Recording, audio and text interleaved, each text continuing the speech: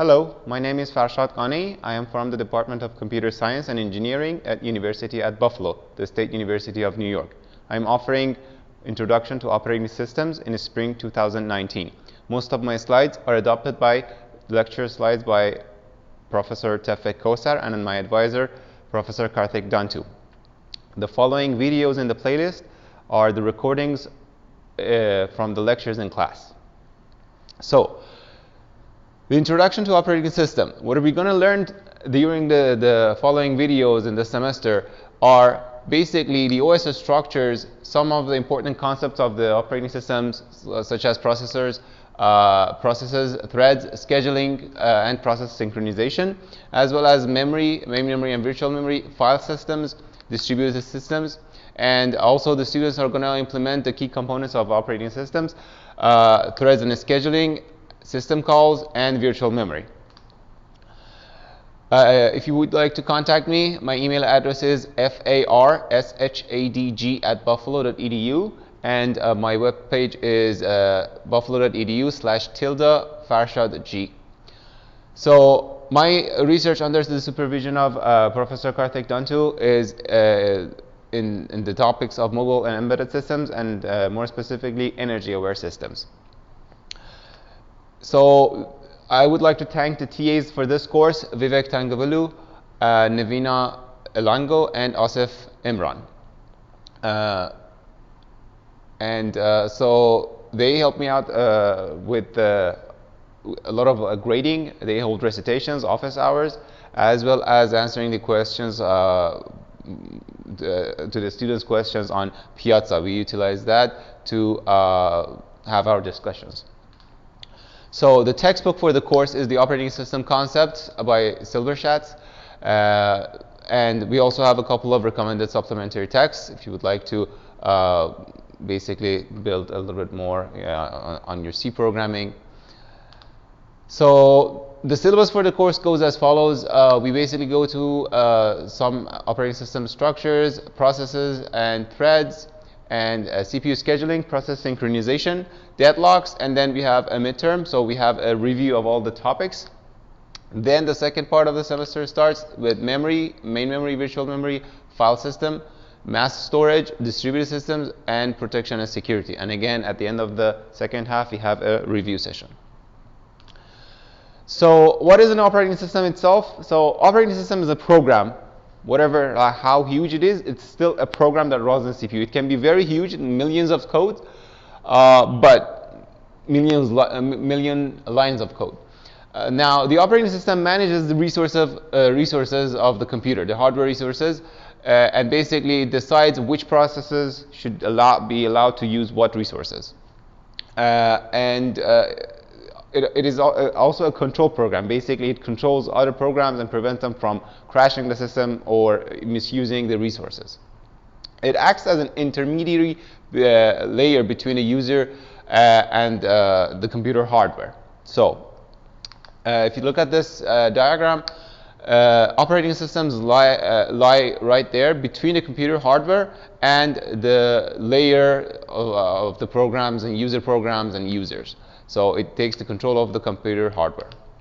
So the goals of an operating system basically depends. So if you take a look at it from the user perspective, the operating system should make it easy for the user programs. It should basically provide the abstraction and hide all the messy details. That's what's going on in the hardware.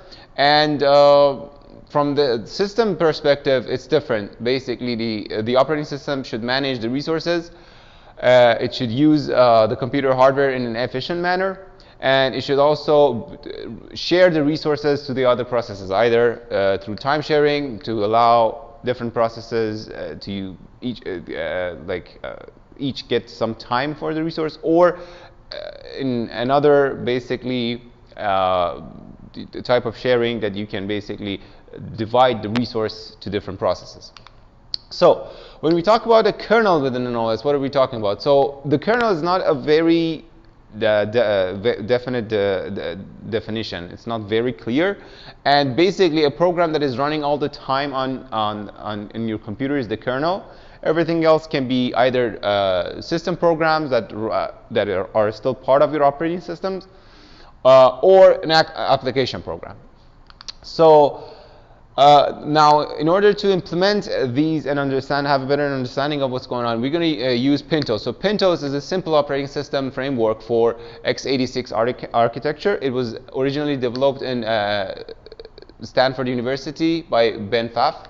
And so technically, it's a very simple operating system that can run on a regular IBM PC, but practically it runs on box or QEMU simulators. Now, because every computer has a different environment, and setting this up might take some time and troubleshooting, so we provide the students with a virtual machine environment that runs on Ubuntu. Now, on that Ubuntu, they run box or QEMU, which runs Pintos on that. So, Pintos has 4 projects to implement: threads, user programs, virtual memory, and file systems. The public repository for Pintos is available, as well as the documentation. And we're going to pick the first 3 projects as project 1, 2, 3 in Introduction to Operating System course. So the bare code for the Pintos provided basically supports a boot support and some threading scheduler, and device support for some of the drivers, such as like keyboard, USB serial, timer, and it also consists of some of the tests. Now, in the first project, the students are expected to implement a priority scheduler, a priority inheritance, alarm clock, and a multi-level feedback queue scheduler. And then basically on the second project, now we go to the user mode, and we're going to benefit from the basic file system provided by the Pintos, and the students are going to implement the system call layer and file descriptor management, as well as process management. And so there are, again, tests in the user program or kernel tests that test the functionality of the implementations. So for project 3, the physical memory management and MMU support are also there, and what the students are supposed to do is basically implement the address space manager, page replacement, and page fault handling, memory mapped files. And for the 4th project, basically they have to extend the file system and implement a hierarchical multi-threaded file system. But we're going to skip to project number 4. So if you would like to follow up with the course and start catching up with the next videos, you can download and install VirtualBox on your computer. You can download the virtual image that we have provided. This link is shared to public as of now. So you can download it. The VM has the Pintos bare code. It's a cloned version of the public repository, and there's basically nothing else on it. And if you would like to get basically a start with the introduction material as well as the OS structures, you can read the chapters 1 and 2 from the Silberschatz textbook. So today we just wanted to introduce the course and go over what is an OS and what it does, the goals of it, and a short introduction of Pintos. In the next videos and lectures, basically we're going to start covering the course material. So I would like to acknowledge the course material are taken mostly from the operating system concepts book and the supplementary material. So I would like to thank Wiley Publishers. Also, some of the diagrams are from the operating systems by Stalling and modern operating systems by Tannenbaum.